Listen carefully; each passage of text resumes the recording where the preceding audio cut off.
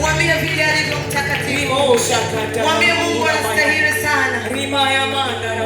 Mwambie Mungu anaweza. Biblia inasema yeye ni Mungu mkuu juu ya miungu yote. Mikononi mwake zimo ngome za dunia, hata vilele vya milima ni vyake.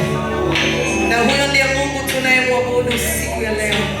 Tunampigia makofi, tunamshangilia, tunamwambia anastahili. Yeye ni mwaminifu, yeye ni mkuu sana. Haleluya, haleluya, haleluya. Tumekukimbilia wewe, tusiaibike milele. Tumekuja nyumbani mwako, kuna faraja, kuna uzima, kuna upendo. Ni wewe Mungu unayetupenda bila kututoa kasoro. Ni wewe